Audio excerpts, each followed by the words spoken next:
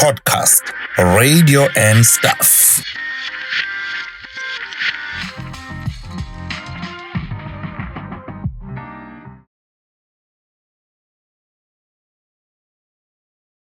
Welcome to PRS. It's another beautiful episode. We're gonna have a very energized show. We always do, but there are shows that will always be extra energized because of the personality that you have in studio. But I'm not alone today. I've done some episodes alone, but the partner in crime is around. Yes, I'm back. Hello, everyone. Welcome to yet another installment of Podcast Radio and Stuff. Where have you been? I've been out and about, living a good life. Jolling. Yes, you know, that's why Ngijola officially. Sasha Dela Loko, Ngijola officially. So, Dogozo, you said we have an energetic guest. Very energetic. Yes, now that's a statement. Very energetic. I wanted to say, saying we've got an energetic guest is an understatement. Yeah. That is an understatement. We've got a good friend of ours, someone that has done radio. We've done radio together. So quite excited to have the guest that we have. We're going to allow him to introduce himself as we always do with our guest. Yeah, but before he is introduced, don't forget to subscribe to this channel, and don't forget to share this page, and don't forget to like this page. But there's the part that Ntobeko likes. Yes! Join as a member and contribute only 9 rands 99 cents. Only 9 rands 99 cents to make this podcast great. Yeah. Now, enough about the suspense. Yes. And let's give him a chance. Let us introduce. Bingelele Zulu omnyama onhlela zimhlophe kwathi ngithi mabandla kaMjukane kaNdaba enaphuza umlaza ngameva namqambu lankomo ilahlekile zofuna umhlebe kaSoshangana ngiyabingelela enhla nasezantsi ngibingelela bonke amagumba amalo omhlaba enyakatho eningizimu empumalanga entshonalanga lo bingelela ulwazi okamdladla owaziwa ngelikamlwazethi. That's beautiful, Lwazet. Welcome. Ngiyabonga ukwamukelwa kade ngangilindile nami ukuhlala isihlalo umsebenzi wenzayo muhle kakhulu. Kade olindile. Kade ngangilindile mhlambe mabili mathatha ama episode engathaya ngiphutha cha mase ngithole lesikhathi endlini ngiyahlala nje ngibukele nomama wasekhaya ngazi konke ukusuka nokuhlala mesikhuluma ngale podcast. Wow, siyabonga. Those are humbling words. No, definitely very humbling. Yeah, siyabonga kakhulu ukuthi ube khona. You are doing great and you have done great in radio. Njengoba ubingelela nje kuyazwakala ukuthi kubingelela umuntu lento lesemthanjeni yakhe.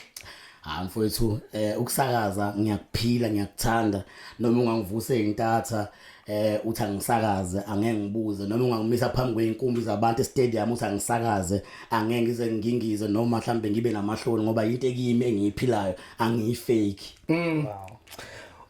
Asivele singene kona ngoba usuqalile wathi ukusakaza into ephilayo kuwena.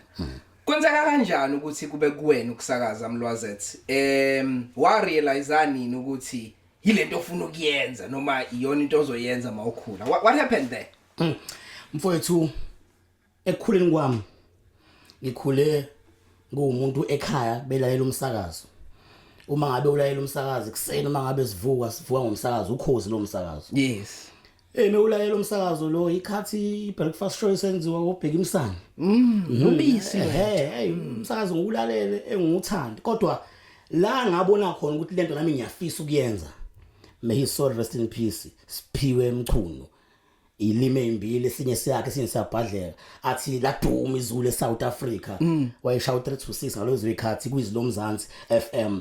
Hayi mfowethu kwakungena uLinda Sibiya ngapha okhosini kungena yena ngapha umfana wase eKaximba enumber 9 kodwa ngayithiwa sengidideka ukuthi ngilalele bani kodwa iqiniso ngangigcina sengigxila ngapha kuSiphiwe Mchunu ngize ngihambe ngeDurban station yombuka ngisho nami one day I lay out iyangenza ngiyithande lento ngiyafisa nami ukuhlala emva kombhobho ngenze nje ngayo. Wow. I remember him. Sike sasakaza saqondana naye ngezi drive ye-vibe kodwa kwaba isikhathi esincane kakhulu siqondene naye because after that unfortunately wayesiyadlula emhlabeni kwakuyinsizwa egijima Shothi wena wawuyini wawuyipirate neSundowns. Why you telling those people? Hey, Mlozethe. Uzogadla Mlozethe. Ayabuza phela ekhaya lethata mfethu mangabe usemoyeni ngalezi ikhathi zaleya nkunzi kwakuyinkunzi mala kakhulu le mfethu No, kwakuyinkonzi kakhulu and indoda esasazana nayo njengoba ngisho ukuthi I know yayine talent ngendlela eyisimanga. hayi mfethu hayi Yayine talent ngendlela eyisimanga and kumina kwaba buhlungu kakhulu ukuzwa nje indaba zokuthi udlulele emhlabeni. It was painful ukuthi sizwe lezo indaba lezo and especially ngoba ngongesa sikuzwa kwi background ngazi ukuthi even indlela yakhe emisa kwizinga elithethu 2 yayisiqala ukuthi ikhaya amahebeza ayekhona ubheka uKE Masinga yes ngendlela manje ngimthanda ngayo memorial service yakhe uAliwal Street angikhona lapho nalakho engicabanga ukuthi uSithembiso Zondo upastor ila avela khona ebona uMr Magic ngangikhona lapho akangeni lapha eRedway njalo kodwa ngiyayithanda angazi ngenza kanjani nami ngicine ngingenile Wow.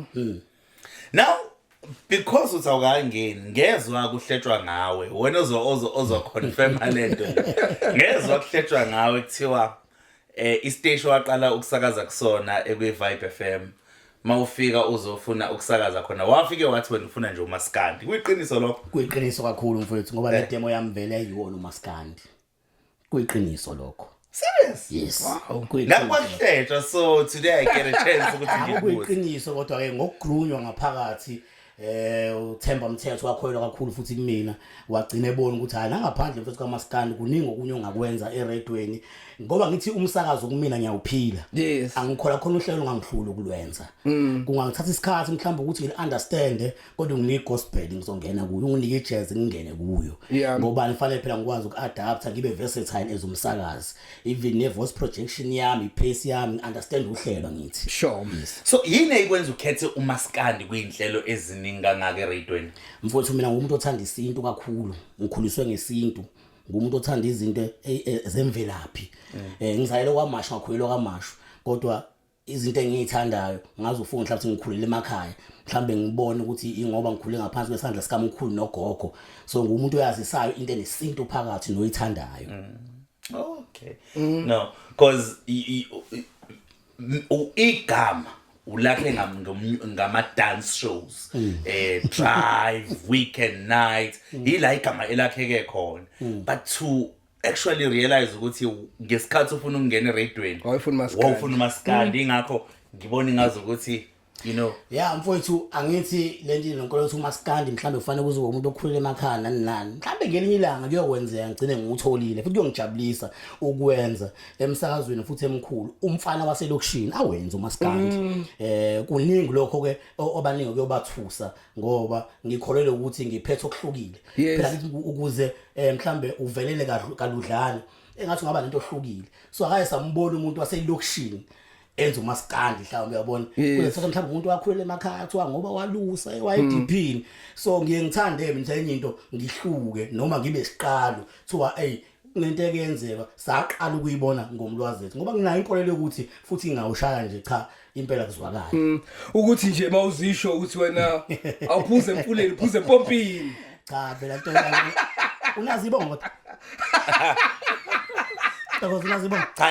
wena ishe zakho babuze kanto wena Ithezwe njalo ngala ibongo anginazo mina bese phela mina ngakhulela endodo emakhuliseni Uthini mfowethu hayi ngozisho ngolunye usuku Njalo ibongo ngala ibongo ngalusa mina ngugabhazo ke lemkere manje intombi efika eqala ithola iservice yanele efika ngamvashima sigouthi uhel bathi ngumdilizi wekhini ngaphansi zeintombi kuthi kubaza umama ongizala intathu masibuyathi he nowebantu wake wangiyala umqupha ngizothola abanye abadlala bathi super mdidile super somnasha bathi yabaphakela abantwana wow Thatha Mlozethe so mangase lapha kuKE Masinga ukhozi FM bakubize bathi nangu sikiya ngengoma une confidence ukuthi ungawuthatha ubeke kwelinye izinga ngingabanikeza okuhlukile ongakaze kwenzeka ngingazama ukuthi ngibanikeze okuhlukile engicabanga ukuthi abantu abaningi bangakuthakasela angeke ngize ngizame mhlawumbe ukulingisa nozama mhlawumbe ukufica abani nokwenzisa kwabani ngingafika mhlawumbe ngenza okuhlukile kodwa okuzobe kuqhakambisa isintu kujabulisa abantu abathanda umculo wesintu ulikhulise futhi uhlelo ayimfowethu mina nginokuzethemba yeah nanokuthi ke mina ilalento ukuthi abantu bangithanda ngoba ngazalelwa kona vele ukusakaza hayi ukuthi ngiyakuthanda nje kuphela nakho ukusakaza kuyangithanda futhi nabantu bayangithanda Yeah. lento ihamba kanje ngisakazile noma sofika lapho yabona kuhle ukuthandwa abadala amadlozi noma abaphansi abangasekho then ukuthandwa abaphilayo ekhaya Yeah. bengakufuna abaphilayo kodwa lokho uphumelelile ngoba wena uthandwa abangasekho eradweni noma imanagement engangifuna kodwa abantu engibasakazela uma ngabe bengithakasela besangithanda vela ngisakazela phela imanagement la ngisakazela abalaleli so uphendula umbuzo wakho uhlelo ngalikhuliswa mfethu. Do you remember your first show eVibe? Sikhwezela umlilo kuze kuse 2 am till 6 am every Fridays eNtathakusa. Lona hlelo lakho owaqala ukulithola. Yikona konke la ngafunda khona ke kwenzeka omadede yonke into ngafundabangela la ngafunda khona yonke into amaphutha ngawenza konke lapho. 2 eNtatha Yak 6 kuya 6 wongena insuku engaka esontweni. elilodwa Usuku olulodwa. kulesihlanu sekusa kumgqibelo. So ngalesikhathi ke ungena eVibe kwakuyipi plan yakho unayo wawusulitholile uhlelo what was your plan? Okay iVibe ngiyilayelile before ngijoyine ba uBrenda Nzama ngiyakhumbula kakhulu uBrenda Nzama. Uprofessor Mlu Yes. ngimlayele futhi naye benoTT benza iTop 20 Yes. ngafika ngazobabuka futhi eWindini. Okay. Ibona abantu engabuza kubona ukuthi bafuthi ngiyagijima ngiyanizwa la nami ngwakamashu lo msakazo kwamashu nami ngenza kanjani Uthengene ngaphakathi. cha insizwa nje namanje ngisayibonga mhlamba ayizange zisho ukuthi hayi mhlambe efanele ukufunda ugogode ube ne degree kuma umemva wombhobho bathi mangabe uyithemba mfuthu hamba e-studio wenza idemo bese ubuye uyinikeza imanagement ngabe sekunikela kumfowethu uthi DJ Target owayine studio kade mfowethu hayi awungiqopha lapho mfowethu ngisakaza ngilingisa la lapha eVibe 2 ngenza idemo ngiyihambise ngibabuzile abasakazi bathi mabe ngiyithemba ngenza idemo imina lo ngenza idemo ngiyiletha ke emsakazweni eVibe FM ngafika futhi eoffice kukhona ke ustation manager ehleli ke naye uThemba Mthetho ngafika ngayishiya kubona ke idemo khona lapho futhi ngidonswa ubani ngesandla ngidonswa da late umdujali ukuthi nje haya sambeni seVibe mina ngiyabazi sengiphethe idemo yes I remember sengenzile ke idemo manje ngabe ngibalalisa ngasekhaya ke manje yabo engibathi hayi laba ule lawuzo yabo onemoto ifake imoto wena eyitolo eyawuzo yabo iCD hawuzo so ngaze ngafela kumdujana wathi ngeke khona into ekhonyana la ngeke asambeni selapha kuyiVibe ngimjwayele oDlamini wasengibamba ngesandla sihamba ngonyawo njalo lapho sisuka kaD section la kaMashu sibheke khona ka B emsakazweni hayi nanga umfana akenilayela idemo yakhe hayi la ngempela ngalithola ucingo lokuthi hayi ake ngisondele. Wow. And eVibe FM wathi mawungena wenza into show yakhe yokuqala take us through ijourney yokuhlala kwakho nje neVibe FM ama shows owawenza. iVibe FM mfowethu ngihlala iminyaka e11 2012 ngifika. That's a long time. Yes ngaze ngathi khumo 2023. Okay. So iminyaka e11 kodwa mhlambe uqala ngize ngithola ischeme kahle mhlambe ngiuhlala iminyaka e6 noma e7 nengithi ischeme kahle mhlambe ukuthenjwa ngize ngifake enhlelweni mhlambe lezi ama prime time awuphelile mhlambe u6 years or 7 years engayazi prime time ngigcina ngokuyibamba mhlambe mekukhona ongekho bengenza inhlelo zasentathakusa uma ngabe ngikhula ngizokhula ukuthi ngenze mhlambe inhlelo ze dance music ebusuku on a weekend mhlambe ngaqala nganikeza 10 to 2 ngomgqibelo mekushintsha ngonyaka ozayo nginikeza uFriday same 10 to 2 omunye unyaka futhi lo mekushintsha ngicela nginikeza mhlawumbe uFriday no Saturday u10 to 2 embili ke manje ayowodwa kwahamba nganikeza u7 to 10 iyahamba naleminyaka lapho ngihleli nje ebusuku ayikwazi ke ngathola ke prime time nakhona sekuhambe isikhathi esijana nawuyila khona engakwazi ukuthi ngenze uhlelo la 12 to 3 engaqala ngalo ku prime time ngasuka lapho ngase ngenza idrive nala engicabanga khona ukuthi ila ngashiya khona umaka ongasoze wakhohlakala mekukhulunywa ngomlwazi ethi neVibe FM. Sure. No, definitely. I think wonke umuntu wayekulalela I mean kuVibe FM idrive yakho ekhumbula kahle. Kodwa uthe wahlala isikhathi eside kuVibe wenza ima shows asebusuku. Graveyard yes yaziwa kanjalo. Wonke umsakazi uyathanda ukuya ku prime time. So bawuhlala isikhathi eside njengomsakazi kuma shows lawa nge weekend. What does that do with confidence yakho as umsakazi? Does it impact you in any way noma usuku lokuqhubeka ukuthi ufuna ukuyiprove? Asiqale la mfowethu ufika vele emsakazweni khona abantu abanjengo Ntokozo Chapha asebenesikhathi bekhona kukhona abantu abanjengo DJ Vuma kukhona abantu abanjengo Linda the Game abantu abenza kahle noma ungenza kahle kangakanani awukwazi ukushintsha ischeme noma abadlali uzofanekisa ngebhola uma ngabe senza kahle umkhiphe ngoba nakho lo ngaphandle nayo udlala kahle uyanikezwe ithuba ngoba sisawina usenza kahle Sure. so leso scheme sasikhona sasenza kahle and lokho kuyimotivation kimi yokuthi nami one day ngiyafuna nami ngicine ngifike lapha yana uyabo so kwakukhona abantu asebemkantsha ubomvu asebenespeed ngaphezulu kwami nami ngangisafunda kubona so yayingangilimazi kakhulu inalokho yayingimotivate ukuthi uma ngabe bethola amadlela aclass angiyibeke emathubeni sekucabangele mina yes. Okay. Then you went to Drive, big show. What was your approach kuleyo show? Ngoba when you did Drive, Vibe FM, as much as I think ngangise Goli at that time, was it around 2020? Yeah, more 2020 yes, 2019. Yes, in some of that time. Ngangise Goli, but ngangazi ukuthi umlwazi actually Drive Vibe because that was a big show. So what was your approach to Drive nokuyithatha uyibeke lezini wayibeka kulona? Ngingasho mfethu ukuthi number 1 ngaqale ngafunda kwangisiza ukuhlala kakhulu before ngithola iprime time ngoba ngaqale ngafunda iculture yevibe ngafunda ukuthi ivibe mandate yayo ithini ngafunda uhlobo lwabalaleli basevibe ngase ngifunda ukuthi mhlambe kwayona ke management yasevibe mhlambe yini efisa ukuyi-achieve so konke ngangikwenza ngase ngihlanganisa I think ngathola lelathuba sengiready ngakho konke yabo engqondweni emoyeni ukuthi hayike sengakwazi ukuthi ngiyenze so inhloso yami kwakuthi mhlamba kube khona umehluko than before sure. Ngisho njalo akube khona ama advertisers azoza because of kukhona umlwazethi akube khona mhlambe nemali revenue eba khona kube nomehluko sekukhona umlwazethi mhlambe no listenership ngeke ngibeke kakhulu ngoba leyo check ama listenership nani sibona ngoba sekwenzeka siyazi checkwa kanjani kodwa into engifuna ukuyenza ukuthi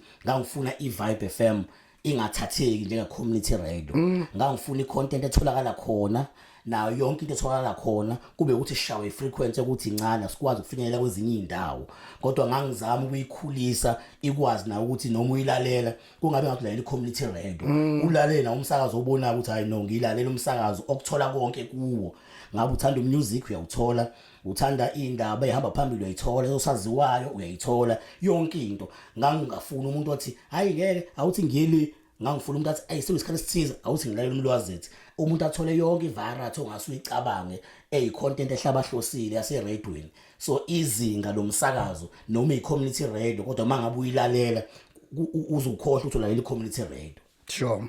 Just last question from me on community radio and Vibe FM.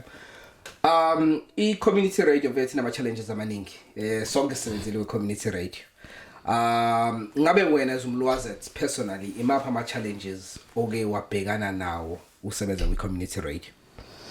Okay mfowethu empilweni sikhuliswe iwona ama challenges uma ngabe sekubuthebelele kakhulu ezinye izinto azenzeki kahle kufana nengane uma ngabe itotoswa ikhula ifunde ezikoleni lezi ezibizayo kodwa siyibone mhlawumbe ngeselutho ingoba mhlawumbe ukushizila ikwazi kube nengane ekhule kanzima ekhaya ilalidla isikhokho uyabona ukuthi ama challenges lonto iyidrive ekhanda ukuthi one day ngifuna ukuba right singalali sidla isikhokho noma ekhona ama challenges noma ayekade ekhona kodwa ngicabanga ukuthi iwona ngisiza angenza lomlwazi ethengiuyena namhlanje mhlawumbe kube kade engekho lawo ma challenges mhlawumbe ngaba ngisiyela umlwazi ethengiuyena namhlanje abanye ama challenges ayibuyenziwe mina uqobo lwami before mhlawumbe sekwi management mina mfowethu ngilo hlobo lomuntu obuyaphuma nje esandleni lapho ukutshela mawazi ibhola onjengojabupuli uthothi uyadlala impela unesiphiwo ayikodwa manje nje ubuya ngatholakala ejimini siyodlala ifinal usesethaveni ngumuntu obuyenza amaphutha ekukhuleni kwami kodwa ingoba ngathola mhlambe leli thuba ngingakavuthwe engqondweni ngisemncane so nefame idlala ngami amanye amaphutha ngikwenzi ngamabomu ngibona ngoba sengikwenzile ukuthi amaphutha so ngangidinga mhlambe umuntu mina ozokwazi ukumanage italent lami not program manager noma nje umuphi but ngidinga umuntu ozomanage italent ngoba nganginalo italent kodwa ngile ngane le ehluphayo. So kwezinye izinto ngibuye ngithola uswazi ke khona ke vibe ngabe ngiyamiswa ngabe kwenzakalani uswazi lokuthi vele ngiyahlupha. So amanye ama challenges ayiqhamuka ngami ngoba ngangibuye ngingenzi kahle ngoba ngangisemncane nangokomqondo kodwa ngingenzi ngamabomu ngidinga umuntu ozongikhalima. So amanye ama challenges mhlawumbe lawo somunye umuntu 7 years engayithola iprime time ngoba mhlawumbe okunye lokho kuyimbangela ukuthi nami ngangibuye ngahambisi ngakho ngangibuye ngiphume esandleni kodwa hayi ngamabomu ngobungani. Sure. Challenge leyo enye ngeke ngize ngiyibale mhlambe le yokuvolunteer ngoba ngiyayithanda lento ye radio yayingesi inkinga kimi noma khona phela kubhlungu ukusebenza ungaholi kodwa kwangase mhlawumbe into le engikhathaza kakhulu emphefumulweni mina ngangiyifunela nje iplatform ukuze ngikwazi ukuthola iexposure neexperience ngoba vele mina ngine vision yokuthi ayi mhlamba ngihleli la ngiyadlula ngelinye ilanga ngiyothola mhlawumbe ithuba lokusakaza emsakazweni mhlawumbe omkhulu nationally so la ila khona engizothola khona isipiliyoni kanjalo futhi nolwazi neexposure. So le yemali noma siyidinga abasakazi bama community radio kodwa mina personally ngangilankinga nayo ngoba nginemali eningi ingoba into yami engekho ngemali into yami engombhobho nokuthi nami ngangibheke khona indlela yokuthi ngifinyelele la ngibheke khona kwakuyiyona le yes kodwa ke ukukhulumela mhlawumbe abanyoza kwethu i-challenge leyo ukuthi ke abafowethu bangayitholi inkece noma ke eyokugibela ngoba kugcina lokho ke kubaqeda umdlandla nomsakazo ulahlekelwa abantu abawo-cream ngenxa yayo ukuthi ababanikezi leso stipend not iholo but stipend ukuze bakwazi ukugibela bafinyelele emsakazweni bakwazi ukuthenga ama cosmetics kodwa ulwazi personally akaze abe naleyo nkinga noma mhlambe aze abe naleyo ngxaki naleyo complain ngoba wejabulela iplatform ngoba enye into umsakazo useduzane naye ngangikwazi ngisho ukuwalka ngisuka ekhaya ngibheke khona emsakazweni. Okay. There's a lot you have said to respond to this question. So before I go to lo mbuzo ebekufanele ibuze wona ngizokwenza follow up kulezi zinto atuzisho. Le okhuluma ngayo ya challenges asiqale ngale challenge ogcine ngayo. I-challenge yemali. Ngifuna ukungena ezicathulweni ze management ngibe i-management ngamabomu i-community radio uma uzongena kuyona kuba declared up front ngokwazi kwami most of the time to lo muntu ozongena kuyena ukuthi la ekhaya it's voluntary basis ukusebenza kwethu and then umlwazi ethavume ngoba ufuna ukuzokwakha iskill sakhe sokusakaza asipolishe asiprepare ukuthi apply in a bigger platform. So is it fair yini kuyona i-management ukuthi bayithole sebekumele baphendule imibuzo ephathelene nendaba zokukhokheleka noma ukholeleka kwabantu bebe babeshile eqaleni ukuthi no like akuyavolunteer? Phela umbuzo akukho fair management kodwa nayo kumele ibe neqiniso iqala la ekuthenini ulwazi uyahola wena uholi mesingaholi asingaholi sonke ulwazi ngizibone khona umunye umsakazo uthola ukuthi noma abanye abasakazi bona bayabhekelela kwi-station isonke uma ngabe ngenayo imali ye-rent uyakwazi uyokhala rentelo uma ngenayo imali yokugibela uyanikezwa wena une-unfair treatment. Yes so uma ngabe uzasihola singaholi sonke kungabi khona othi hayibo ungangijumpisi kodwa mina khona ngikutholayo ayisahambi kahle lapha ayisekho right. Uphinde futhi angithi phela nayo imsakazo yomphakathi iphethwe angithi iphethwe nayo. Yes iphethwe yes. Akwaziyo umsakazo ABC oy community radio wona wakhipha ama stipend mase ukuthi uD angawakhipha ama stipend okube mhlawumbe lapha ka ABC awakhishwa bayi community radio nawo mhlawumbe la singaba sikhiphi asinankinga ukuthi asikhishelwa lutho kodwa uABC uyakhona ukubahlangabeza ngetipend abakhe why uD kube nzima kuyena kwaphela there is National Community Radio Forum fanele sisetshenzwe ngendlela efanayo yonke uma ngabe kunezinto ezithize uMDDA osupporte ngazo noxhase ngazo asingaphela yimfihlo ngoba usuke eyikhipha ethi mhlamba kulekelwe mhlamba nabo abasakazi mase ujula kuyona management uzothola mhlamba ukuthi bakhuluma kanje abasakazi bane information ukuthi bayazi mhlamba ukuthi nangamagama abo nangama IDs abo mhlamba lezi imali etholakala lapha singafinyeleli kubona. Okay, I think this should be a topic for another day because when it comes to ama community radio I strongly stand by point ukuthi asikwazi ukuwabuka ngelenze eyodwa.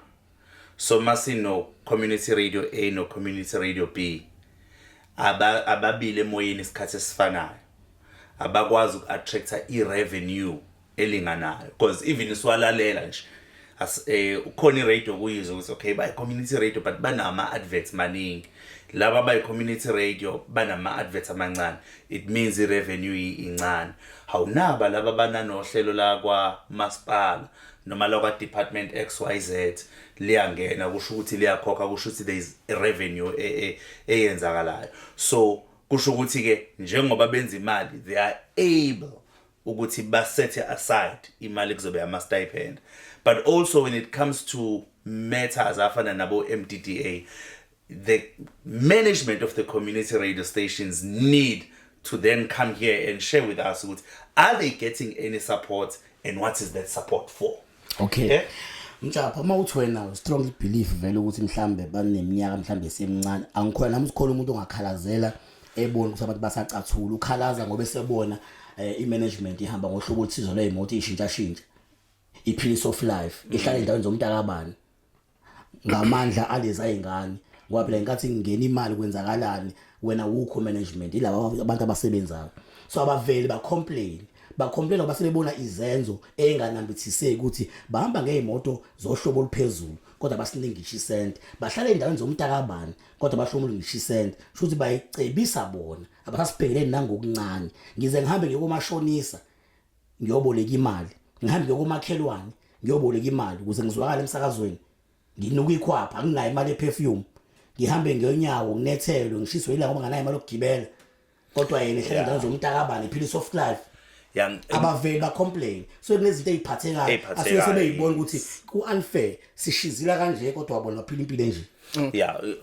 Okay before ngene into bepho yazi ngithini mina Mlwazethu I fully agree with you ngoba le walk oyiwalkile ngeke ngayihamba but into engizama ukuyisho ukuthi into le ekubalekile ukuthi masikhuluma ngayo ibe nama facts involved because singabona i-radio station why ikwazi ukukhokha ama-stipend kanti imali yama-stipend iqhamuka from i-source ethile unique to that radio station mina nawe siyazi source of this particular fund you understand so abasakazi bakhona babangani bethu njengoba sisebenza thina ku radio station C babangani bethu basixoxela ukuthi bona basithola istipend but that does not necessarily mean ukuthi no radio station C leya source of funding ekhona laphana naye unayo.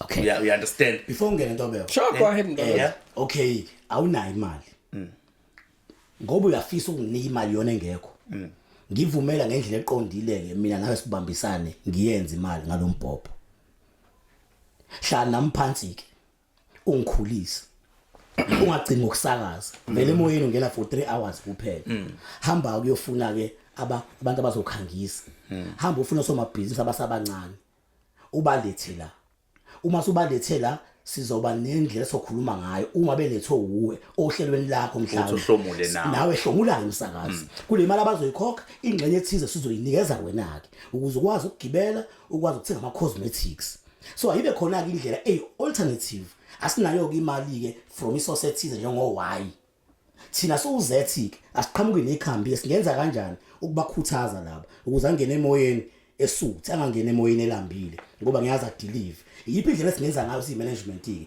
asibakhuthaza bephuma la enza u-1 enza u-2 enza u-3 ozobenefit isiteshi aphinde benefit futhi naye-ke umsakazi loyo semoyeni mina ngithi zikhona ezinye indlela ezingenziwa ezingahlomulisa abasakazi noma ngasabanga imali ephuma emphaketheni kubona kodwa-ke abangabancishike nomoya bagcine benza izinto eyi-wrong mase beyaxoshwa abantu segwazisa kanti ulambe eswini mase exoshwa hayi bengifuna imali yokugibela bengifuna imali yokurent bengifuna imali ye-cross ngagcina ngize ngilingeka angaze alingeke ngoba nakhe elambile enza uhlelo njengomphathi-ke uyifake ecathulweni zakhe singenza kanjani mnikeza izinto kube ukuthi-ke okhuthele uyathola ongakhuthele akathuli. Can I ask you a straightforward question? Yes, okay. Wena wabalithola wena wake walinikeza ithuba lokuthi ulethe irevenue eVibe FM wabenefita ngalokho? Yebo kuyiqiniso ngaye ngakwenza lokho. Ngiyakubuza. Yes mina owahamba waya ku-management. Okay. Ngayothi uma ngase ngiletha abantu kanje ngenze kanje ngingahlomula kanjani. Ngaku-department yaka sales marketing. Yes bangivumela. Ngakwenza futhi kwakhona ngikutholayo. Ngathi mase futhi ngehlisa inyawo sengasafocusile kahle kukwenzeni kwaphinde kwathulakala.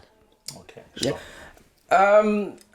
I will agree with Mlwazi Mina on this one. I don't think umsakazi, I think mangiqashile kuzosakaza la ekhaya. Yes ngingene ngizovolunteer, unfortunately I know that because ngiyawuthanda umsakazo. But uthando lwami lomsakazo alinga abuswa and alingayuzwa for ukuthi ngiyoba nami ngiyakuthanda ukusakaza angeke ngisahlangabeza halfway. I understand those. I've never been on part of a radio station. I've never been with management at a radio station. So I'm not going to speak for them until they come here and speak for themselves or they speak in other platforms. We will say, Tina, from where we are sitting, it's unfair. And I'm saying that because I've experienced volunteer.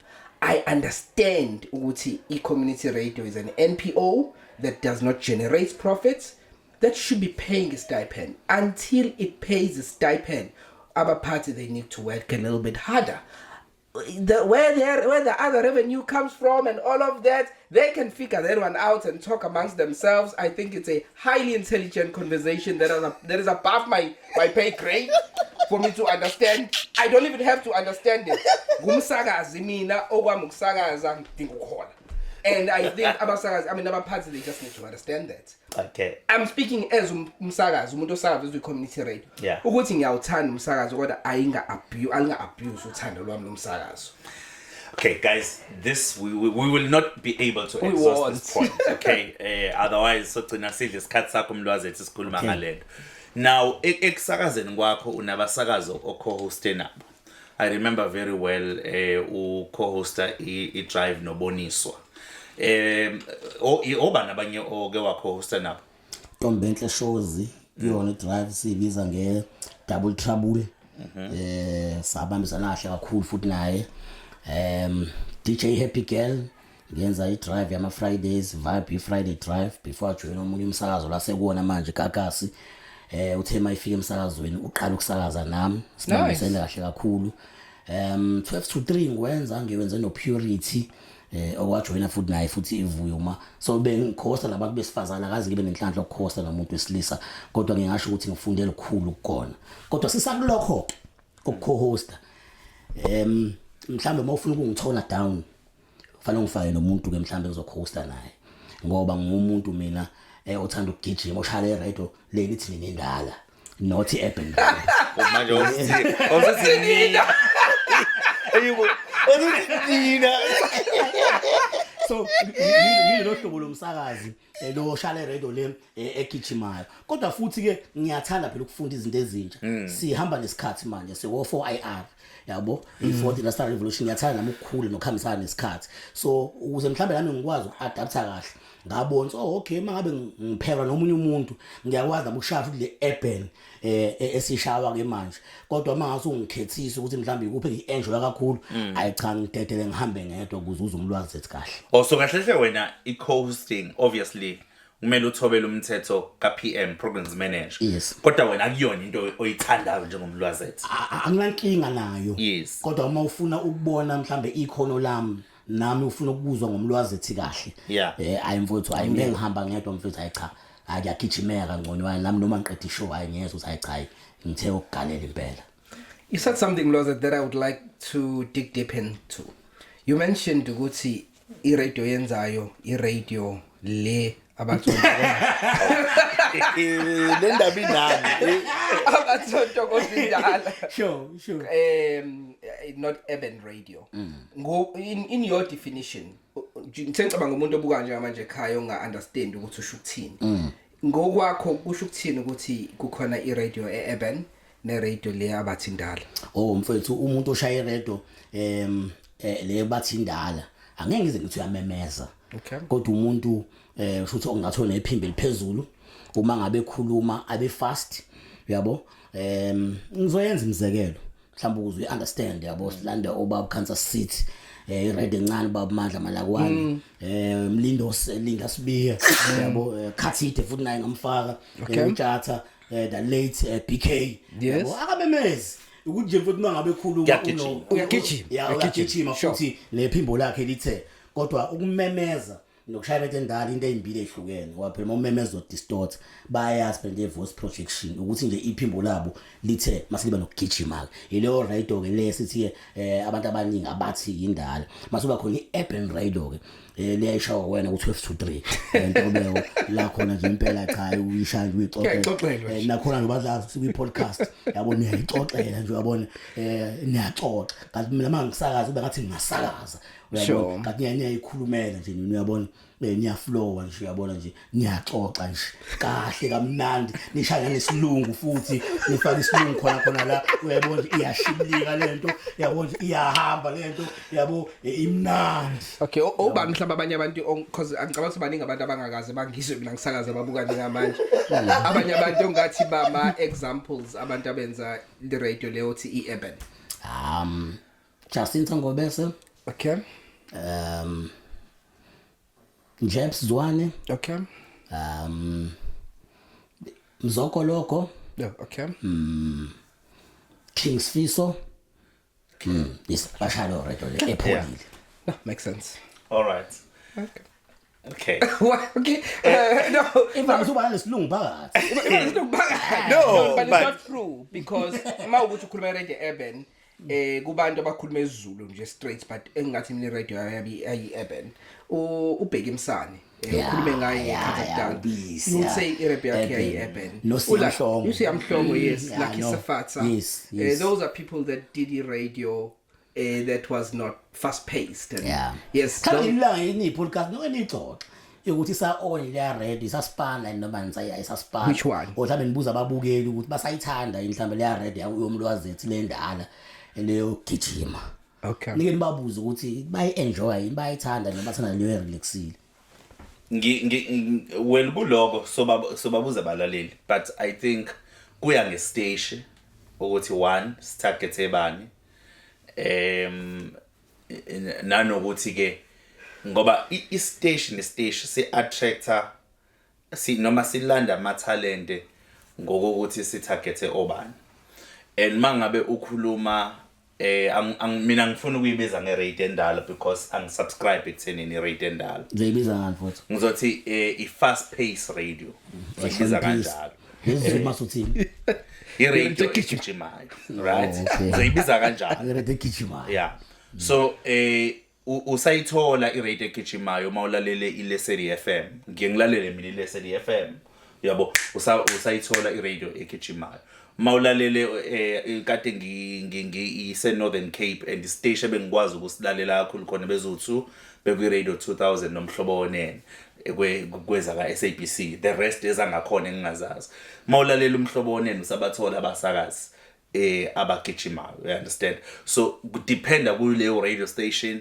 ukuthi itarget obani so that is why kwamanye ama radio station uba ne mix yala yabasakazi abanye ba fast paced abanye ba you know ba we normal pace and then mawusuthola ke ideshi ezifuna laba wena babiza ngo urban kuphela yabo but the point that I would like to make because example siyenze ngathi abantu abagijimayo bagijima ngesiZulu kuphela even like singisi Tipo Touch yes good example no good example no spay no K Easy ku Metro yes abantu abagijimayo labo abagijimayo besakazi and then you will have your abantu abanga because labo abangagijimi mhlambe asikwazi ibona ilona talent lokugijima elingekho hayi kuphela ngibale kakhulu lo program manager bami leona bangibize bathi hayi mfethu hayi content yakhe right nani ngamathi ish awuthulisa slow down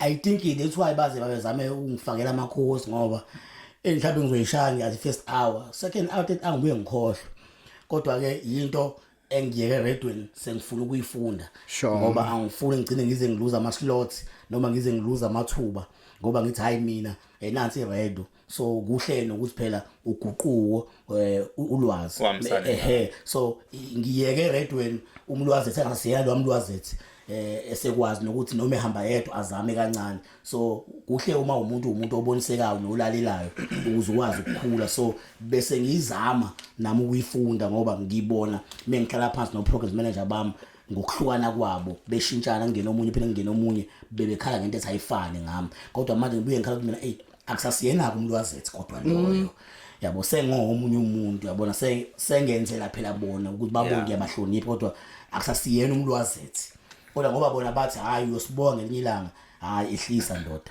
bese ngicina sengizama ukuthi ayingithi ukwehlisa uke wathola ithuba eliyinqayizivele lokuzwakala kuKhozi FM ngamnjalo ngemigqibelo ubunengosi lapha awacebe amaciko ngisho kahle ngithi uyisho kahle yaboza ngangikulandela ngangikuthanda mawusuyivala bangakophi kamp awubani awufola bophi awuxoxele ngale yangosi lana awuxoxele ngale yangosi mfowethu yonke into nesikhathi sayo yes akufanele ukhale kakhulu ezinye izinto uma ngabe zingenzeki ngendlela ofisa ngayo ingoba mhlambe uma ngabe sekufika isikhathi sazo sofia sekuphinda phindiwe yithuba leliyana njengoba usho la elingqayizivele futhi akukho mhlambe la engithi ngisola khona mhlambe ngithi ngiyayiblame khona ngenzeka kahle khona ngoba ngawakhipha wonke amagwevu ngangiyenza kwi-top 20 yoKhozi ngemgqibelo noKhathide noThoza Mangwenya as i-content producer so ila khona sasiqhamuka khona ke nama topic azokhulisa amaciko just ukubatshela ukuthi iziphi ezinye izinto kumele bayikhalime ukuze bavelele kusasa iziphi izinto kumele bazenze nekumele bangazenzi iziphi izinto ezulwazi abangazazi ekumele bazazi nokuthi ngaphandle kokucula ke yini enye ongayenza kwi-industry ngaphandle kokusakaza yini enye ongayenza ngoba eminingi imisebenzi ekhona emsakazweni na kwi-acting njalo so sasuke sibanikeza i-information ngomkhakha wa-entertainment ukuthi ujule kangakanani and usabalala kangakanani nezinye izinto othola ukuthi zingabashaya bona bengazazi so sadlulisa i-information yokuthi noma ufisa ukungena ungene unolwazi olunothile ukuthi le industry ihamba kanjani ubuhle bayo buyini ububi bayo buyini nengicabanga futhi nokuthi iyahamba kahle kakhulu kwathi mase kuba nenguquko uKhathide sesuka ku-top 20 eseyantambama kwi-drive esibuyela ohlelweni lwakhe lokudala sengena uMandla Njinji ke la ku-top 20 yaseke iphela kanjalo ngoba kwase kuphuma no-producer phuma umsakazi so sengena umsakazi omusha ohlelweni no-producer omusha eza naye ke nokwakhe okuhlukile ngaphuma ngesikhathi seyinguquko mhlamba kukho kube ngakwenza ngayekiswa ukuthi lo wayesehamba eseya kwenye indawo nalo ezongena ephethe i-content yakhe ehlukile when we propose leya Fisher yes imini wayipropose. How did you go about it? Isilungu leso mfutho ayibenge isizulu. No, umlazethu. Cha imigudu wayilandela ukuthi uzusole le feature.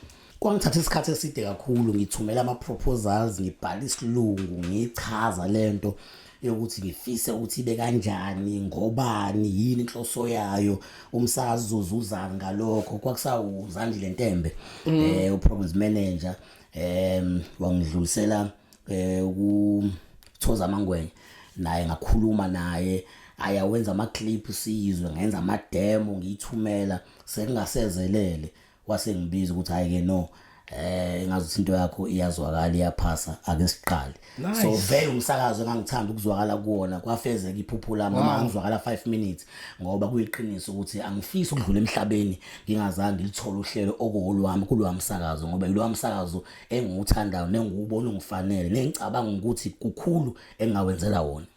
Wow, no, that's big, Ben. Well done. Really well done. Well done for I was super doing proud that. of Yeah, you. man. So why yenzelani profile yakho nje ukuba nale 5 minutes every Saturday? Kwayikhulisa kakhulu iprofile yami engangokuba ngithi bengiphinde ngibe uMC ngiqashwe emcimbini yahlukahlukene so ama gigs ayikade eza kumina ngilama award engikwenzayo for osoma business namaciko asafufusa so isasasa nokuthembeka kubantu abangenelayo nokwakhulisa nami ibrand yami yathi ukukhula nabantu bathi ukungithemba ngiphinde ngenza imicimbi uma ngabe ngiyongqongqoza ngifuna uxhaso ngabe ama department iminyango ethize indlela engamgeleka ngayo nengisizwa ngayo nengisupportwa ngayo ibiba nomehluko ngoba bese kukhomeka ukuthi umlwazi lo lokuzwakala kuKhuza FM sengikwazi ukuhlangana no MEC nokuhlangana no Mayor bengirecognize ukuthi we know you bano P Phaphama phikelela phokophela phumelela so yangivulela uKhuzi iminyango kwezinye zezindawo mhlambe nokunye nginakho namhlanje lwa 5 minutes kukhona engathi kwangilekelela ngakho Hope mina ngibazwile abantu abawu3 because ngicabanga abantu abaningi abazo OP abawu4 abantu abenza marketing bazo prize promotion place and there's the fourth one that I'm forgetting it's prize place promotion and guys marketing support asiyangathi nama university uyiqalele yena le ndaba place promotion and product so laba abawu4 o prize baka promotion sibongela ukuthi ukhumbulile Ngisekingela umhlaba wokubukela so uthe Phaphama phikelela phokophela phumelela so idlento ungarelax ungahlala ekhoneni ayikho umuntu ozokwenzela izinto Phaphama yes. Ngabe umuntu osifazana wesilisa Phaphama ayikho umuntu ozokwenzela Phaphama masupaphamile phikelela akulula kumele uphikelele angeke ukuthi mawuqala kwenzeke noma kanjani uzofeyila endleleni kodwa ungami ungayeki phikelela mawuphikelela ke kuhle ukuphokophela ukuphikelela kuyahambisana nokuphokophela uma uphikelela uphinde uphokophela la kanjani amathuba ukuthi uphumelele maningi so ngangiyiqambele nje mina ngiba creative nje Phaphama umuntu omusha mase uyaphikelela uphokophele uyophumelela. Wow, that's creative. That's absolutely beautiful. Thanks for sharing that, Buti. And really, with that feature, I really hope that one day we are part of because in fact, I'm quite confident ukuthi kuzokwenzeka mawubuka indlela oyikhandla ngayo. Yeah, but the big question is, do you apply lapho cousin? We apply yini? Ngikuthanda ubuza ngisumlazi. Yeah, apply yini? Hayi na uya apply yini akufona isizulu. Ngabe uyithumelela icelo? Uyithumelela yini icelo? Uyasithumelela isicelo somsebenzi? Yeah. Ngiyithumelela icelo kakhulu. Mawuzobheka kwakuyindlela yokuthi ngirecognizeke uma ngabe sengicela ifeature ngoba ngase ngithumela ama demo kakhulu ku program manager wekade khona uZandile Ntembe ukuthi shuthi ikhala sasingakabi khona ngase ngibheka ukuthi mhlambe yini engayenza ukuze ngase ngiqhamuka nalezo ngiqhamuke ne feature uyabona ya ukuze ngenza into ehlukile so namanje uKhozi ubengabi khona program manager waphinde wafika ukuhamba kwesikhathi uphela bese ngiqalile ingxoxo naloyo kade umphathi stage Sibongi kuma emails okay sakhuluma bese kuthembisa cela iprofile yami sibonane thumela into zakho hayi yabo ukuze zihlale zikhona ngelinye ilanga mekwenzeka kuvela ithuba mhlambe sibheke ukuthi uba khona kwabanye abantu esibacabangayo nakho ke sehamba kwase kungiphatha kabi ukuthi hey kwaqala kwaUZandile Ntembe sengiintroduceile kuyena ngathumela into zami wahamba uMandla Mdletshe naye futhi una ama demo ami wakwathi ukubamba naye wa actor uSibongi futhi nawo benawo so kuphendula umbuzo ngiyazama uthatha inhlelo zami bengizenza ngiyikhathe ngiyilalela ngenze khona kahle ngithumele ngaphandle futhi kwalokho ngiphinde ngiye studio ngiyoqopha manje ngoKhozi ngenza inhlelo zakhona mhlambe phela anganga understand mesikhuluma mhlambe ngo vibe ake ngiyomenzela mhlambe uhlelo oluthile ngiliphike ngimathiwa ngiyalenza kanje ngiphinde ngithumele so bengizama engingakusho bekuyisona isikhathi singakafiki. Mlozi, I've got a question for you, ne? Abantu abasakaza ngendlela othe indlela yakudala abantu abagijimayo especially ngesiZulu abantu abaningi bathi bazama ukuzenza uLinda Sibiya unona makuthiwa umuphi sikade sikhuluma nje ngomacingwane manje baningi abantu abathi ababesho njalo ngayo wayezama ukuzenza uLinda Sibiya. In fact, I think when we had uMakhosi Khoza referenced him and while he didn't call him by name, but if you watch that episode you will know he was talking about him ukuthi wayezama ukuzenza uLinda Sibiya. have you had mina usuwazi abantu besho njalo kuwena uma busowa kwabezwa abantu besho njalo kuwena kuphatha kanjani lokho asiqale la yazi kubhlungu umuntu uthi mhlambe umkhonzile mase kunyathela ikhona ngibonile comment yomsakazo ngemkhonzile okumunye womsakazo esho ukuthi ayisinawo ulinda kwivideo engayenza ngomhla ka 31 December yeah la khona ngangihlwanisa unyaka idlalela ngenza ivideo kwangiphatha kabi ngoba umsakazi osemkantshubomvu osevelele ukuthi umuntu ozamayo osemazingeni aphansi njengami kunokuthi amkhulise noma ammotivate amdismotivate ngase ngikhetha ukuthula ngoba ngumuntu ongayithandi idrama ngingabuya njengomuntu obubbly nomuntu energetic emoyeni but in real life ngumuntu ongenayo idrama that's why ungasoze wangibona ku social media whereby mhlambe sengilwa noma ngisemsindweni kodwa ingilimazile leyo nto ngiyibonile ukuthi sinawo Linda Sibiya esho kwivideo yami kwase kungiphatha kabi ukuthi awumfowethu engabe mhlambe uyangimotivate uyabona engabe mhlambe uyangikhulisa ukuthi mhlambe ungenza kanjani kangcono ukuze mhlambe ufike ezingeni lethu nawe mlwazi ethi ngelinye ilanga so uphendula umbuzo wakho kuyafika kumina mfowethu into mangabe ibhala ku social media noma ikhomenta ku social media iyafika kimi futhi kuyiqinisa ukuthi iyangilimaza kubiza ukuthi ube strong was waqala ukuzwa mawubona i-comment yabongani noma into wakwayizwa bongani ba bongani Mtolo wenza who made that comment wayibona now yes I did umbuzo nayo impendulo kahle oyiswa lapho umbuzo wakho no uzodlanga amandla mfethu hayi mfethu wangiphatha kabi ngimkhonze kakhulu amjita from East Coast Radio 2000 vuma ngiphathe kabi kakhulu kungiphoxile i-out engiyikhonzile so kungiphathe kabi ngangaqala ukuzwa kodwa mhlambe lokho ukuthi ngizenza ulinda cha kodwa mhlambe leyo ukuthi ushaya iredo yolinda okay ngibe nenhlanhla ngisasemoyeni ngathola nethuba loku-interview ulinda sure angikaze mina ngimlingisele mhlambe ukuthi engisaziswe kwakhe mhlambe ezaka ngishaya amatemaki in kodwa phela ikhona leyanto leyani yokuthi sikhule sibalalela baba abanye abantu abafake uthando kithi lokuthanda umsakazo so bayisibonelo esihle futhi siza emva kwabo ngeke ngisakaziswe kwakhe angisakaziswe kwakhe ngokunderstanda kwami kodwa indlela yokusakaza yami ithi ayifani neyakhe influence yazwakala yes influence kodwa mhlawumbe ukuthi iphimbo lami sengizolishuna lize lifake nelakhe iphimbo lami liyiphimbo lami kodwa indlela yokusakaza izofana neyakhe ngoba vele ungomunye wabantu engizime ngibala ama role model naye ngimbali okay clear mina nawe siyaxoxa kakhulu ngaphandle kwala kwi-podcast so lokho ngiyakuveza ezinye zezinto ke wazisho kumina sixoxela sodwa eceleni phoyivezelani manje la ngoba cha phela ngithi siyaxoxa ukuthi manje ngeke sakwazi ukuhlambuluka ungaxoxi nomuntu owenza i-podcast cha phela ayithi sixoxa njengama out so you wathi wena kuneyiteshi I think ngangi-encourage nge-competition yaku East Coast angisazi noma ya East Coast noma yakuphi wathi wena hayi no hayi Ntokozo khulileka bra wami mina ngi-right so zikhona iteshi ozilalelayo ithandayo kodwa uthi lesa kusona sami mina ngithi ngathi ngi-right mfethu ibe njengoba ngayibeka mfethu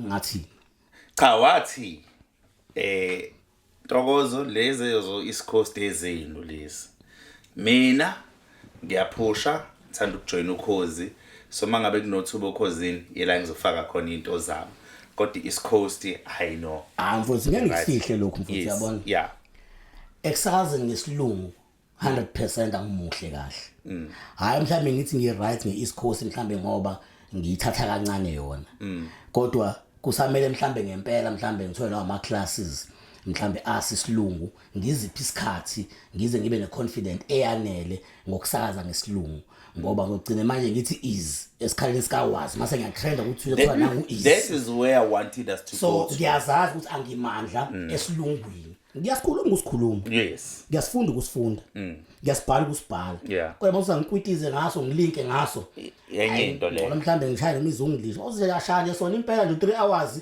cha impela engingashaya odi yabo lonto so ngadinga isikhathi sanele ukuze ngijoin East Coast no man Yilapho ke bengifuna singene khona ngoba wena unesikole sokusakaza ukuthi uthole ithuba lokululeka because baningi abantu abathanda umlwazethu ukuthi umsakazi nomsakazi kubalekile ukunderstanda ama strong points akhe shothi ama strengths akhe nama weaknesses akhe mina nje ngiyazazi ama weakness ami ngiyazazi ukuthi mangingathiwa hayi kuvela ithuba lapha hayi no ngeke ngize ngisondele ngoba ngiyazazi ukuthi ngiweak lapho but kaningi mina mangila leli radio in general ngizwe ukuthi unkabi lo ngathi ama weaknesses zakhe akawazi so manje ugcina kokunye especially kuma community radio edlalela nala kufanele ngaba kadlaleli khona mfowethu mhlambe ungayikhohlisi nongayigoqa uzigoqe noqobo lwakho nokwazi ukwenza introspection ukwazi ukukhuluma lengaphakathi lakho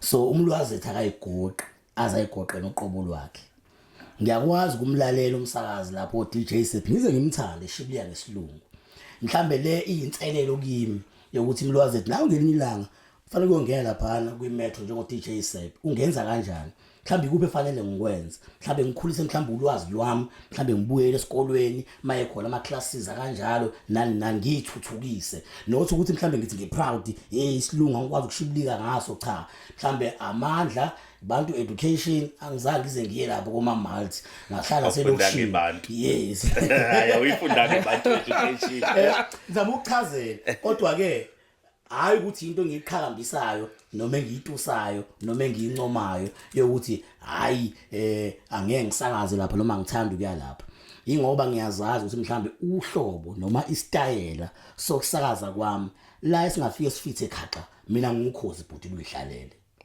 ingakho noma ngi-apply ukhosini kodwa hayi ukuthi beqhamuka i-offer yakwenye indawo ukuthi hayi sok-accommodator kulungile woza negeba lakho kancane uzofunda uzosifaka isilungu lapho nalapho ngeke ngiyithathe le offer ngingayithatha kodwa ingakho ngqongqoza kakhulu okhosini ngoba mina ngiyibona ngiwukhozi futhi ngibona nendawo engifanele kuwukhozi futhi ngibona ngingafike ngempela okhosini ngingene ngithi khaxa ngifisa umlwazi sithi move on sikhulume ngesikole sakho sokufundisa umsakazo but I just want to make a comment kulento kade yisho njengamanje uyazi ngiya understand completely and for me indlela engikunderstanda ngayo angicabangi kungenze ukuthi wena ubona ngaleyo ndlela kodwa angicabangi for me ukuthi it has anything to do ukwazi ukukhuluma isingisi noma ungakwazi ukukhuluma isingisi but more than anything it has to do with injwayelo ukuthi ngalesikhathi ukhula usakaza ukhuluma wedwa well ngeke ngisho inkomeni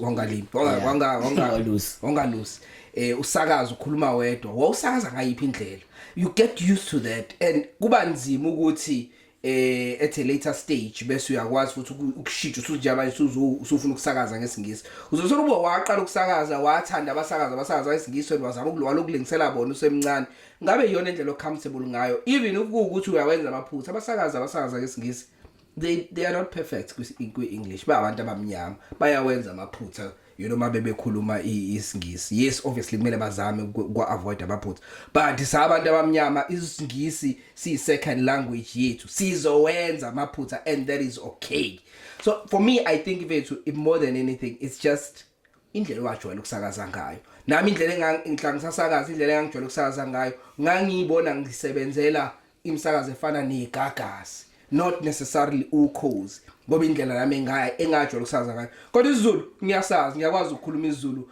without any issues ngiyasikhuluma isiZulu sodwa nje kodwa masuthi ngisakaze ngesizulu sodwa kumele ngithi ukucabanga kancane ngoba akuyona indlela engayijwayeza yona mina ke nami ngafunda ezikoleni zabantu abamnyama endwedwe kodwa ke ibavundulule is it what isikole sakho sibiza ngani before sekubavundulule wafunda endwedwe wasuqhubeka kuyapi ngaqedela endwedwe nje baba waqhubeka wayapi usho ukuthini masuqhubeka phela ezikoleni sethu u-matric ngawuqedela endwedwe emva kwaloko ngahamba ngafunda eBoston that was tertiary ngiqala ukufunda sengithe tertiary okay Boston Business College ngangithi ngiyokwenza radio story sangolunye usuku leso ngenza something else kodwa sasixoxa ngolunye usuku leso Okay, besikhuluma ngebavundululi. Yes baba, umsakazo. I mean isikole sakho usibiza ngokuthi ngicela ungisisho isigaba lesikole sakho. Ibavundulule Broadcasting Academy. Broadcasting Academy. Yes. Awusixoxele ngaso, how did it come about? iPPA. Bavundulule Broadcasting Academy. Iqale ibavundulule mentorship program. Whereby kusakhona abantu abanjengo Joe Machola okuyibona abahlala namphansi abathi mfowethu ngoba lento ye radio uyayithanda nabanye abantu baningi abafisa ukungena kuyona why ungayikhulisi mhlambe umentorship abanye abantu then thina sikulekelele lapho nalapho njalo ungathola usukwazi nokwenza extra income njengoba mhlambe nala uvolunteer so kusay iangle yokwenza imali ngendlela mhlambe right at the same time ulekelela abantu abafisa ukungena ngoba wena usunalo ulwazi ubasherele ulwazi skill transfer ubanikeze knowledge baqambe bathola amathuba bengasafani mhlambe nawe yokuthi abazi lutho but ibasic sebenayo khula kanjalo ke ngiqala yakhula ngokuba even umkhandlu weTheku ngikhumbula kahle iDepartment of Art and Living Cultures oThato noThemba Mthethwa Themba Mchunu baze bayisupporta yokuthi ngikwazi ukuthola indawo yokufundisela abase stable theatre eThekwini enkabeni yeTheku kukhona nezinto abanginikeza zona eziyisupport yokuthi ikwazi ukuthi ikhule ngaleyo ndlela ke yakhula i-mentorship program lapho so ngokuthi ngangifuna ukuthi igcine nami ikwazi ukuthi mhlambe ifane njengo creative art ngibe sengihlupha kancane ukuthi ngingenza kanjani bakhona abantu abangisizile mhlambe uthi hayi no fanele ube accredited igcine mhlambe isi Broadcasting Academy ngakhuluma no Phawu Olashame ukuthi ungenza kanjani ngayiqala futhi leyo journey ngayenza ukuthi ke ikwazi ukuthi ke ibe accredited nani ukuze ikwazi mhlambe nayo ukuthi igcine isithola even nama funding eko MCTA ngoba ukuze mhlambe uthole ifunding kumele ukuthi ube accredited ukwazi ukhipha certificate kumele ube accredited njalo so ngingasho ukuthi ke ila esakhona lapho futhi nakhona mhlambe kuyophela unyaka sikhuluma okunye sibhizi ngakho lokho ukuthi ibe academy ngokugcwele nesemthethweni nekwazi ukuthi igunyazeke yenze yonke into. Wow, very nice. Kodwa before izigunyazeke yenze yonke into nani ngoba kubalekile ukudlulisa ulwazi baningi abantu esingababala engibafundisile namhlanje abanegama abasemsakazweni abadlule kwibavundulule so yes monganginikeza ithuba ngokubalela bakhona uMankini Mgenge. Oh wow. Yes. Ufunde bavundulule. Nice. Yes. Dawudi Phumula. Wow, wow. So SABC manje. Yes, ufunde indaba kaSABC. Yes. Wenza prime time uNoxolo Princess Lot naye wayefunda ebavundulule. Ngibale ngibakhumbula nje ngekhanda abagcine bethola ama slots bagcina bathola amathuba emsakazweni ngokuthola ulwazi abalithole bavundululu nokuyikona lokho okusangenza namanje ngibe motivated uMakhosikozo uthi mawukhuluma naye akutshela ukuthi waqala yena ukumnothisa open intuli ebavundulule kufakwe ivideo yakhe nothi le eyenziwa agcine reach ama-million so baningi abantu abasebenzayo nebavundulule bagcina beba right bewathola futhi namathuba nama platform. Nice. No, very nice. So with that Mlwazat, so mina I mean what I do on my on not private life but corporate wise, I'm in learning and development training. That's what I do, and that's exactly what you do. And I think the most important thing, more than because ukhuluma nge-accreditation, is to transfer the skill. That is the most important thing. Iphepha limnandi ngoba likunikeza credibility. Yes. Kodwa iskill ukuthi uyakwazi ukuyenza yini lento is more important than iphepha. Kodwa iphepha mawusulisubmit liyakukhulumela you know before ukhombisa ukuthi uyakwazi ukuyenza, especially efana nokusakaza. Yeah, mfethu no DJ abaningi abafundiswa ngabantu aba-accredited baba ne-different accredited but namhlanje bawo DJ abantswempa abanamagama bafundiswa abanye abantu abasebemkantshubomvu ekDJeni bagcina sebewo DJ kodwa bangasumbuza akaze mhlamba esikhungweni esi-accredited zami ukuvumela kwavuleka amathuba mawuzobheka abantu abenza izinto ezifana noma graphic design akaze mhlambe iningi labo sokuthi mhlambe lizohamba lokufundela ukufunda kumlwazethu noma kuntokozo noma kuntobeko manje uyena osenza ama poster mhlambe afana nemicimbi emkhulu mhlambe yokhuzana yomcineka yo DJ Tira benzelwa abafana abangazange baze mhlambe esikoleni kuyofundela ama graphics angisho ukuthi abantu abangayi mhlambe ezikoleni bayofundela kodwa akusho ukuthi umuntu ongekho accredited akasoze amncelise ulwazi omunye umuntu aphile ngalo ngoba kusuke ukudlulisa ulwazi komunye umuntu ukuze akwazi ukuphila so iyenzeka but siyayikhuthaza futhi ibalekile ukuthi izinto azenzeke ngendlela efanele zibe namaphepha nani kodwa uma ikhona enye indlela yokuthi umunye umuntu ungamncelisa ulwazi ukuze akwazi ukuyiphilisa abeke isinkwa phezu kwetafula asingayigxeki futhi naleyo ndlela ngoba akukho mhlawumbe ubugebengu obusuke benzekile. Yeah. Yes. There's a school of thought abantu bakholelwa lokhu mina la sikholelwa kukhona bese kuba khona abakholelwa ngicazi nontokozo mhlawumbe ukholelwa kule sikholelwa khona I'm not sure usakazi isikole sikholelwa into neyodwa still ndawonye nje yini manje nasengikhipha mina nasengikhipha manje bese kuba khona abakholelwa ekutheni ukusakaza akufundelwa uzalwa nakho into ozalwa nayo uthini umuntu osho njalo othi ukusakazwa kufundelwa uzalwa nakho ngizovuma kodwa hayi usakufundelwa mhlambe nami ngabe ngikude kakhulu ube ngalithola lithuba lefana sebavundulule suye simkhalima phekwe khono analo umsakazi shuthi kuyafundelwa kodwa iqala ekuthenini akabe nekhono iqala lapho akabe nekhono sifundisa vele umuntu onekhono sesimfundisa ama do's and don'ts eradweni simfundisa ibasic rate vele umuntu onekhono kodwa ongazi lutho ngeradio mase kuba khona oyithanda iradio mhlambe na imthandi kodwa phela kuyenzeka wena uyithandi yona ingakuthandi loyo ngoba uyayithanda miningi minye imkhakha ekhona emsakazweni so kuyafundelwa khona content producing technical producer khona ama script writer khona news compiler khona music compiler khona osebenza ka traffic na office lo muntu uyabona ukuthi usakhona eradweni ukuthi usebenza behind the scene so lo muntu onothando le radio mhlawumbe unamalimi njengoba sibonele noma ongaphiwe kahle kuyona radio kodwa yena oyithandayo asingamchithi asimsondeze simfundise iradio I understand mesimnikeza imisebenzi ya behind the scene so iradio yafundelwa. Sure. Okay. Thanks for that. And yeah, and then bavundulule is an umbrella and izinto eziningi so yes. One njoba sikhuluma ngebavundulule broadcasting academy earlier on you touched a little bit on bavundulule awards. Yes. Yini enyenza kubavundulule awards? Mawuzobheka awekho ama award aqhakambisa abantu abasafufusa.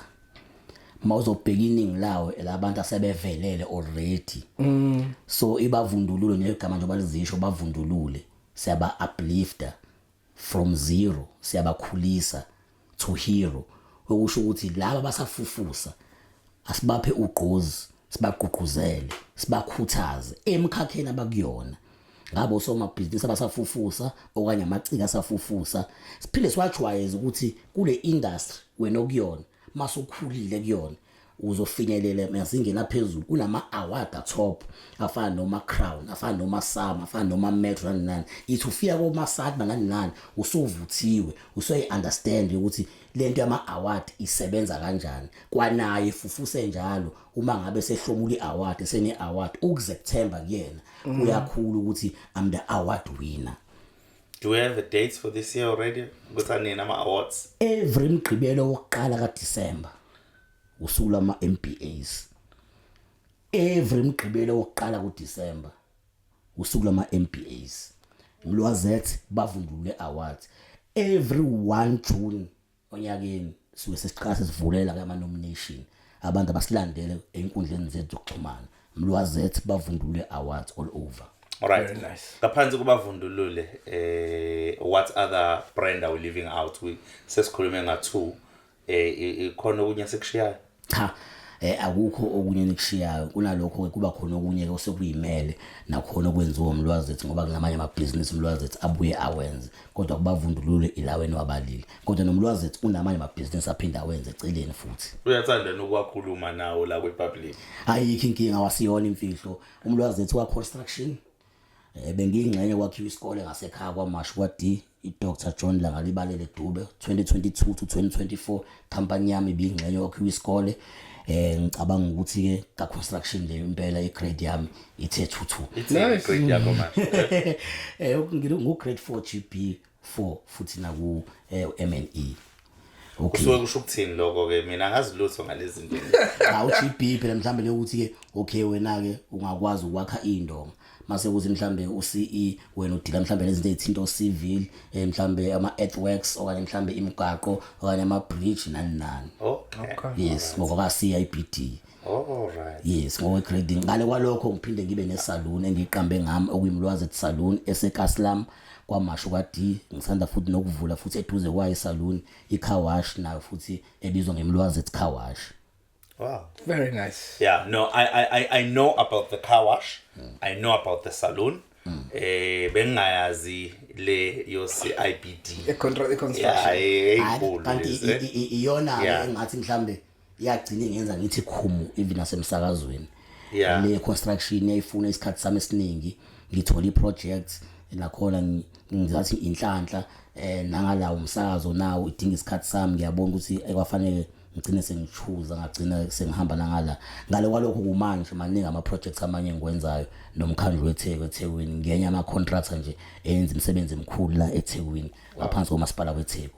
Very nice. Very nice.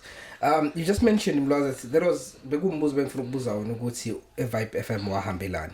So ngabe lezi zathu leso kade usinika sona isona kuphela izathu esadala ukuthi uhambe eVibe FM. Angixabananga namuntu igama lami lihle angikwazi ukunyela ihlahla ngase ngixinwe imisebenzi le yamabhizinisi nami ngifuna ukuthuthuka ngigcine ngibe nezinto ezumgogodla empilweni engiyokwazi nokuthi noma ngidlule emhlabeni umndeni wami nezingane zami sisale nakho so bengisafuna ukukhanda amabhizinisi ayoma noma ngibuyele emsakazweni imali ingekho ikhona ngiqhubeke ngisakaze ngoba ngiyazi vele zikhona ezinye izinto eceleni ezingifakile imali so kwakushayisana isikhathi engifuneka ngase site neproject yayinkulu so ngagcina ke ngihlala nabo phansi ngibazisa so iVibe FM iyona engivulela iminyango ngoba nakhona mhlambe lapho ngize ngithola mhlambe ukuthi ngibe ingxenye yokwakhiwa kwezikole uzobona ukuthi bathi umlwazethu lo waseVibe FM lo umsakazi so leya Vibe FM engatholanga mali kuyo ngivolunteer kuyo kodwa kwezinye indawo ingivulelile iminyango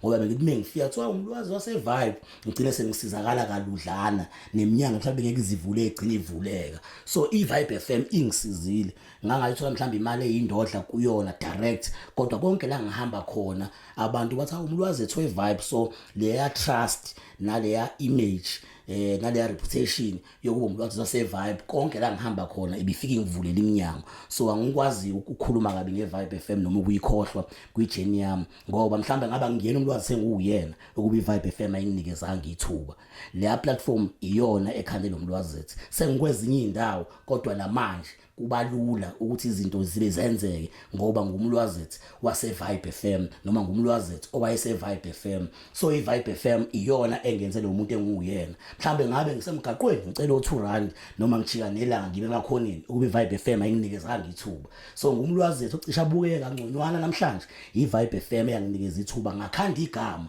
ngase ngiphume eVibe FM ngiya ngaphandle ngiyozama ngiyophanda kwasekuphandeka. Sure. Any plans of going back to radio? Ngiyafisa mfowethu. Ngiyafisa kakhulu. Ngoba hayi radio ngiyayithanda.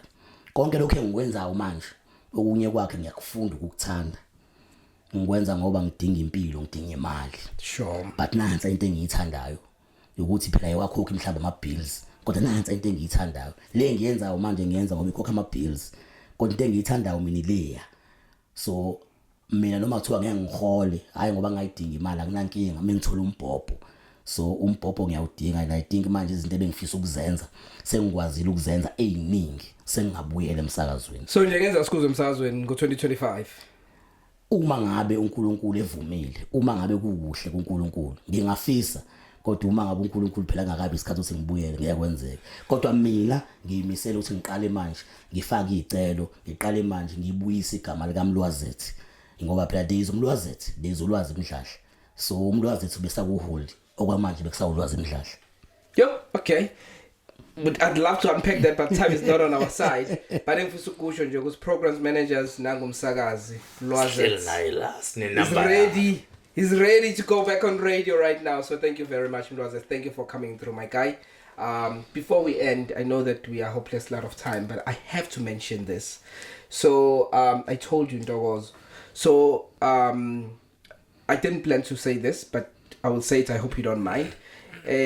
Umlwazethi njengoba eshilo wamanye amabhizinisi wakhohliwe ana ayinayifuma abafethu kodwa uMlwazethi unamabhizinisi amaningi and uMlwazethi recently wangenzela ikindness enkulu ngendlela engingayazi. I had someone that came from Joburg and engenayo indawo yokuhlala, so uMlwazethi owns indawo zokuhlala. And I called uMlwazethi and ngathi dude nginomuntu odinga indawo yokuhlala, and then later on we found out ukuthi lo muntu anayo imali yokukhokhela rent. And uMlwazethi just said it's fine, angahlala the whole month without paying a cent. Without paying you a did tell me. cent. You did tell me. cha yazi ngempela Bancane abantu ngikhohlwa kanjani mfethu lemkasho bancane abantu ngalo business lese. Yeah. Yes. No, Mlwazethi, honestly, Betu, you have no idea. Ukuthi, I was telling everyone. I think I spoke to a lot of my friends. I told them, ukuthi, honestly, that is kindness in another level, because usoma business, yours is to make money, not to be giving things for free. Umuntu ahlale the whole month engeyakhokhing ishisent.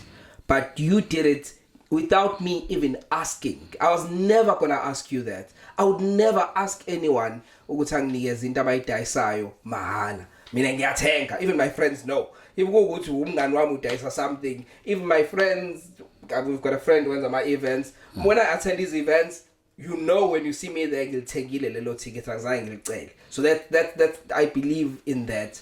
So you doing that, bruh, to me it just spoke to the person that you are. Mfowethu angikuvali kodwa imfihlo kaMlwazethi leyo. Omunye umuntu nongibukela kude ngingomunye umuntu. Koseduze nami ngingomunye umuntu. Baningi abantu abathi yazi mfowethu besitshela ukuthi umuntu kanje. Kanti kahle kahle nomuntu kanje. Ngakho ngithi there's uMlwazethi. Mase kuba khona ulwazi Mdladla. Ngesikhathi abantu bethi ngiyabonga. Ngikholele ekutheleni mina iyibusiso lezo eziza kumina seyiphinda phindiwe. Ngelinye ilanga abanye abantu bazobathi mhlawumbe uthwele, mhlawumbe wenza ngani, kanti ukwenza kahle ebantwini ngoba phela uNkulunkulu uhlola inhliziyo yomuntu ekuthuleni kwayo. Mase kubusisa uNkulunkulu ngoba uhlezi usiza abantu ungabheke enzuzo. Mase abantu bexakeke ukuthi kanjani, kanti into oyenzayo ebantwini futhi ungabheke enzuzo. Hayi wena kuphela, baningi abanye abantu engibasizayo ngingabheke enzuzo. Ngesikhathi ethi umuntu ngiyabonga, labo ngiyabonga, mase bebuya sebephinda phindiwe. Ngine-belief yokuthi ibona abavula izinto zami, ibona abafezekisa amaphupho ami. Mlwazethi Mdladla, on social media sikuthola kanjani masifuna ukusupport ama-business wakho nofuna ukwazi kabanzi, be it ufuna indawo yokuhlala, ufuna ukungenela ama-awards, ufuna ukuzofunda esikoleni sakho, ufuna umsebenzi we-construction, utholakala kanjani? Inamba yami mfethu public 061 525 2685 061 525 2685. Facebook ulwazi Mlwazethi Mdladla, Instagram @Mlwazethi_ZN, TikTok @Mlwazethi_ZN. Address salon ikadika mashu ngajabule mase bafike ngobuningi babo bezokwenza ama-fade, manicure, pedicure, install ama-weave D 62 Sikwekwe Road kwaMashu, car wash D49 Nhlophe Nkulu Road kwaMashu. Bezowasha imoto. Ngajabula kakhulu ukuthola support yabo. Abafuna indawo zokuhlala, inamba sengishilo. Hayi Mlwazethi ulwazi Mlwazethi Mdladla on Facebook, follow him. Hleze phosha zonke lezi zinto akhuluma ngazo uzoyithola mangabe uya kwi page lakhe. 100%. Njengamanje mina mangiphuma la ngiyogunda ikhanda lami. You need it. Yes I do. Amlwazethu Ngiyogunda ilanda lami kamlwazethu ngiwasha imoto yami naye yakudinga ukuwashwa. Ndokozo bathi ukuhlehla kwenqaba akusho ukuphela kwamandla.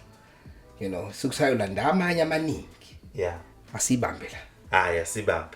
Thank you so much, my brother, for coming. This is Podcast Radio and Stuff. Please ungakhohlwa subscribe, ungakhohlwa to like the page and to also share it. And most importantly, don't forget to become a member. By just becoming a member, ukhokha R9.99 njalo ngenyanga. Ukusubscribe aku free. Remember that subscribing is free. It's only membership oyikhokhelayo. So, most we member, it is a step higher. Sebonga kakhulu. Thank you. Bye bye.